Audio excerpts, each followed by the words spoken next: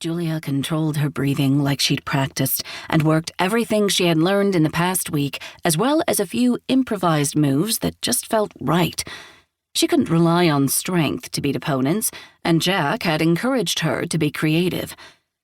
She stayed on the offensive, forcing him to use both blades to fend her off as she slashed and cut from across and below, making sure to never overcommit and leave herself open to counterattack. She knew he was toying with her. It had only been a week, and while she was a quick study, she had a lot to learn.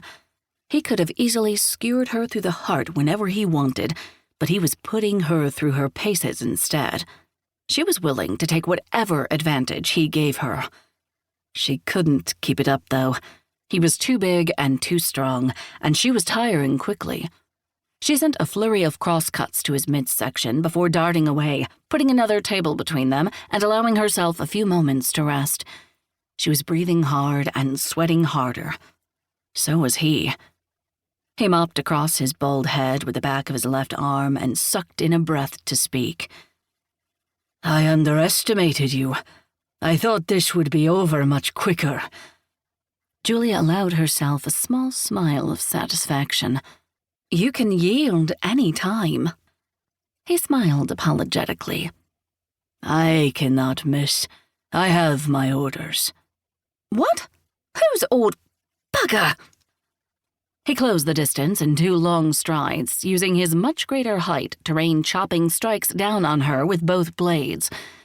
Iron against iron clanged a staccato beat as all Julia could do was raise her blade to take the blows, absorbing each impact with the quickly exhausting muscles of her shoulders and back. She had to move. The next time their blades clashed, she twisted her hips and shoulders to the left, throwing his blade off and forcing him to step wide to keep his balance. She tucked and rolled between his splayed legs, coming up behind him onto her feet and twisting around into a powerful crosscut to his back that he barely blocked, and not before her blade sliced his shirt open. His eyes went wide. "Bloody hell!" Julia sucked in a shocked breath at how close she came to severing his spine and hesitated. He took the opportunity to bring his right sword down sharply on her blade near the hilt, knocking it from her hand with a clatter, while his left thrust out, the point stopping mere inches from her throat, forcing her back against a table. Julia threw her hands behind her, groping for the table to keep from falling, and closed her eyes. "I yield." "Are you all right, miss?" Nat Hooper, the Banshee's bosun, moved his swords to one hand and gripped her shoulder. Julia cracked an eye and grinned. "I had you, Nat." "Aye, miss," he agreed, and helped her straighten off the table. "You may be right." "Maybe." Julia dragged the back of her sleeve across her forehead to wipe sweat from her eyes. She collected her cutlass and sheathed it, then stuck her entire hand through the hole in the back of his shirt. "Quite impressive, Julia," Genevieve called from nearby, where she'd apparently been watching. She had 2 large tankards of ale she held out to them. "I had no idea how far you've come. Branna will be pleased." Julia took the ale and guzzled some in a fashion that would have her mother turning over in her grave at her ill manners.